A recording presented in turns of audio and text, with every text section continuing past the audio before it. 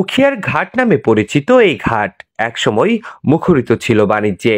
নৌপথে আসা পণ্যগুলো বিকিকিনি চলত ২০০ গজ অদূরে বালুখালী বাজারে। প্রায় ১০০ বছরের পুরনো উখিয়ার সরকারি বাজারটি এখন পরিত্যক্ত। অধিকাংশ জায়গা হয়ে গেছে বেদখল।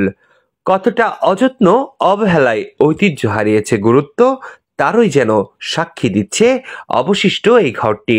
স্থানীয়রাও জানালেন, প্রতি বছর ইজারা হলেও সংস্কার ও দখলমুক্ত করতে নেওয়া হয়নি কোনো উদ্যোগ। পাকিস্তান আমলে শুরু বালুখালী বাজার এই 2014 পঞ্জিত আছিল। 2014 পরেতে আওয়ামী লীগ এবং যুবলীগের নেতা কর্মী হলে গোটা বালুখালী বাজার দখল করে পেলাইয়ে এবং আনন্দ মাঝে তারা বাসা বাড়ি বছর গিয়ে ঘর ভাড়া দিয়ে হাসরাগার সরকারি বাংলাদেশের আইনসম্মত যে ইজারাগুলো যে কাজ কালেকশন হবে এটা যে মূল বাজার থাকে ওখান থেকে হয় এভাবে আমরা জানা আছি।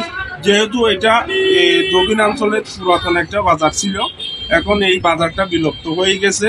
বালুখালী এলাকায় কক্সবাজার টেকনাফ মহাসড়কের দুপাশে বাণিজ্যিক স্থাপনা গড়ে উঠেছে যুগের বিবর্তনে, কিন্তু এসব স্থাপনা অধিকাংশই ব্যক্তিগত।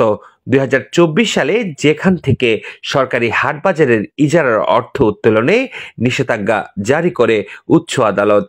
নিষেধাজ্ঞার মেয়াদ এবছরের 1 মে পর্যন্ত করা হয়েছে বর্ধিত। 1432 বঙ্গাব্দের ইজারা বিজ্ঞপ্তিতে বাজারটির ইজারা দর নির্ধারণ করা হয় 1,78,56,373 টাকা। প্রথম নিলামে দরদাতাদের দরপত্রে ভুল থাকায় দেওয়া হয়নি ইজারা। 10 মার্চ অনুষ্ঠিত হবে দ্বিতীয় নিলাম। প্রশ্ন উঠছে, জায়গা নিয়ে জটিলতায় পূর্ণ বাজারটি থেকে বিপুল পরিমাণ রাজস্ব উত্তোলন করা হবে কিভাবে? উপজেলা প্রশাসন সূত্রে জানা গেছে, মনোনীত ইজারাদারকে মানতে হবে ইজারার শর্তাবলী, অন্যথায় নেওয়া হবে কঠোর পদক্ষেপ।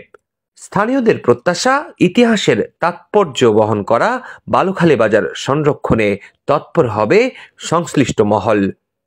Desk report, TTN Cox's Bazar.